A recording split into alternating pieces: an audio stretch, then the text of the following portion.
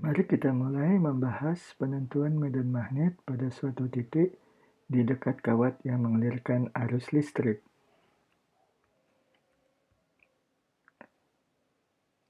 Gambar ini memperlihatkan suatu kawat konduktor dengan bentuk sembarang yang mengalirkan arus listrik I. Kita ingin menetapkan medan magnet B pada suatu titik P yang berdekatan dengan kawat tersebut. Mula-mula, kita bayangkan kawat ini dibagi menjadi elemen-elemen diferensial ds, dan untuk setiap elemen kita definisikan vektor panjang ds, yang memiliki magnitudo sama dengan panjang ds itu sendiri, dan arahnya adalah arah arus listrik di dalam ds. Lalu, kita definisikan suatu elemen arus panjang IDS. I kali ds, agar dapat kita pakai untuk menghitung medan dB pada lokasi P yang ditimbulkan oleh elemen arus panjang tersebut. Dari eksperimen ditemukan bahwa, seperti medan listrik, medan magnet juga dapat dikenai operasi superposisi atau penjumlahan vektor untuk memperoleh medan magnet neto atau total. Dengan demikian, kita dapat menghitung medan neto B pada titik P dengan cara menjumlahkan atau lebih tepat mengintegralkan sumbangan para dB dari semua elemen arus panjang. Ternyata, integrasi ini lebih sulit dihitung daripada perhitungan yang mirip untuk medan listrik. Hal ini dikarenakan elemen muatan listrik dQ yang menimbulkan medan listrik adalah besaran skalar, sementara elemen arus panjang IDS adalah suatu vektor, yakni hasil kali suatu skalar I dan suatu vektor ds. Meskipun demikian, magnitudo medan magnet dB yang timbul pada titik P yang berjarak R kecil dari elemen arus panjang IDS ternyata adalah dB sama dengan mu0 bagi 4pi dikalikan IDS sin theta bagi R kuadrat. Dan dengan theta adalah sudut di antara arah ds dan arah R caping.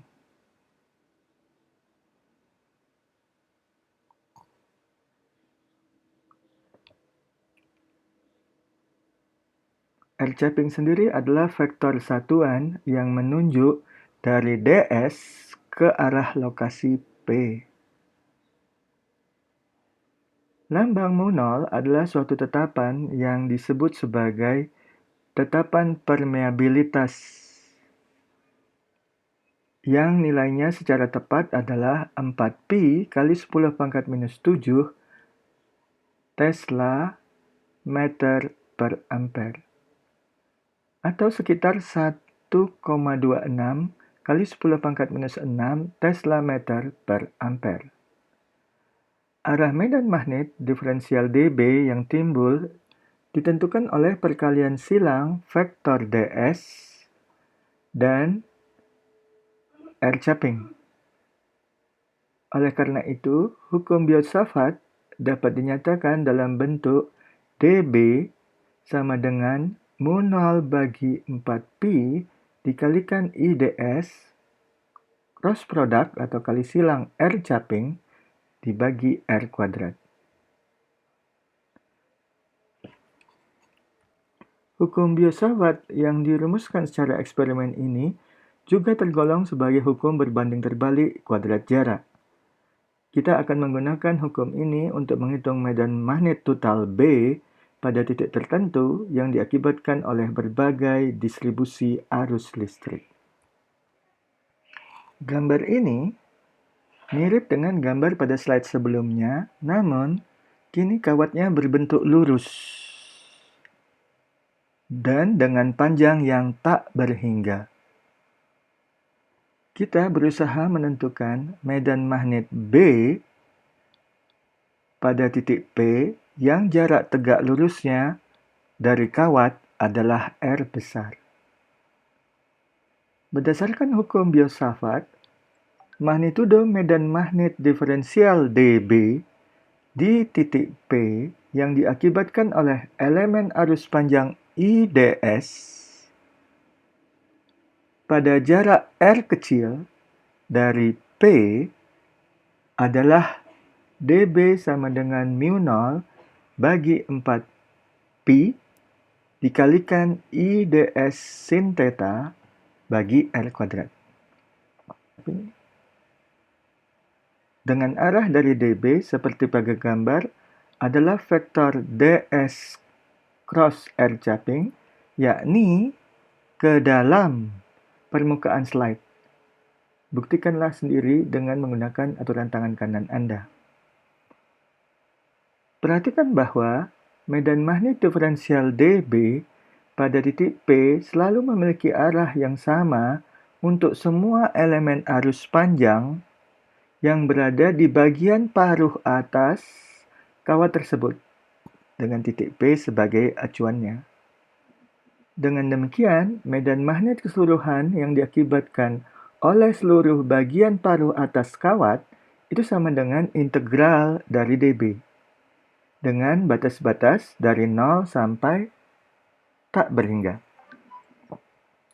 Sementara, pada bagian paruh bawah kawat terhadap titik P, arah elemen ds adalah sama dengan arah elemen pada bagian paruh atas, karena arah arus I adalah sama untuk kedua bagian kawat tersebut. Dengan demikian, medan magnet dB yang ditimbulkan oleh IDS pada bagian paruh bawah adalah sama besar dan arahnya dengan medan magnet diferensial yang ditimbulkan bagian paruh atas kawat. Alhasil, medan magnet keseluruhan yang dihasilkan oleh bagian paruh bawah adalah tepat sama dengan yang dihasilkan oleh bagian paruh atas kawat. Oleh karena pertimbangan medan magnet pada bagian paruh atas dan paruh bawah kawat tersebut, pada akhirnya medan magnet total di titik P yang diakibatkan seluruh panjang kawat yang tak berhingga adalah B sama dengan 2 kali integral dB dengan batas-batas dari 0 sampai tak berhingga sama dengan mu0I dibagi 2pi dikalikan integral dari sin theta ds bagi R kuadrat. Variabel-variabel theta, S, dan R pada persamaan tersebut adalah saling gayut yang ditunjukkan oleh dua hubungan berikut ini. R kecil adalah akar kuadrat dari S kuadrat ditambah R besar kuadrat, merupakan penerapan hukum Pythagoras pada segitiga siku-siku R kecil, R besar, dan S. Sin theta sama dengan sin pi kurang theta sama dengan R besar dibagi R kecil atau R besar dibagi kuadrat dari S kuadrat ditambah R besar kuadrat. Penyelihan kedua hubungan tadi ke dalam integral medan magnet total dan penyelesaian operasi integralnya akan menghasilkan medan magnet total B sama dengan mu0I dibagi 2pi dikalikan R besar. Perhatikan bahwa medan magnet total pada titik P yang diakibatkan separuh bagian dari kawat adalah separuh dari rumus di atas, yakni mu0I dibagi 4pi kali R besar. Seperti yang telah dijabarkan, berdasarkan hukum Biot-Savart bahwa medan magnet di sekitar kawat lurus panjang atau tak berhingga hanya gayut pada kuat arus di dalam kawat tersebut dan jarak tegak lurus terhadap kawat. Dengan demikian, medan magnet di seputar kawat yang dialiri arus listrik memiliki Garis-garis medan berupa lingkaran-lingkaran konsentris seperti pada gambar sebelah kiri. Hal ini juga diindikasikan oleh sebaran serbuk besi di seputar kawat lurus yang berarus listrik seperti pada gambar di sebelah kanan. Pada gambar kiri, lingkaran-lingkaran yang semakin jarang dengan bertambah jauhnya jarak dari kawat menunjukkan terjadinya penurunan 1/R pada magnitudo medan magnet B seperti yang diperlihatkan pada penjabaran hukum Biot-Savart. Gejala yang sama ini juga diperlihatkan oleh semakin pendeknya vektor medan magnet B pada lokasi yang semakin jauh dari kawat lurus berarus listrik. Pada gambar kiri ini, arah vektor medan magnet selalu menyinggung suatu garis medan magnet dan arah arus listrik ditandai dengan lambang silang, yang berarti arah arus masuk ke dalam permukaan slide.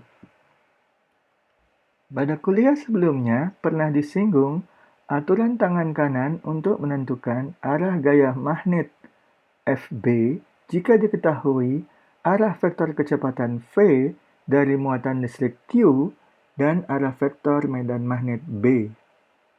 Kini, untuk menentukan arah medan magnet di seputar kawat lurus yang berarus listrik, juga dapat dipergunakan aturan tangan kanan, seperti pada gambar berikut. Aturan tangan yang kedua, elemen arus panjang alias kawat lurus berarus listrik digenggam dengan tangan kanan, dan ibu jari diarahkan sesuai dengan arah arus listrik.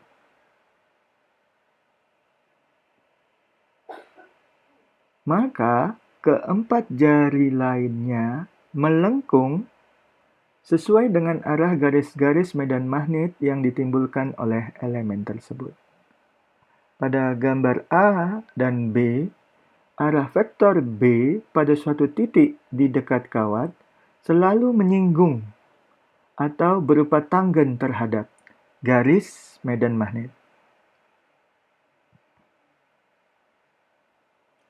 Atau dapat pula dinyatakan arah vektor B adalah tegak lurus terhadap garis radial putus-putus yang menghubungkan antara titik yang ditinjau dan kawat lurus berarus listrik.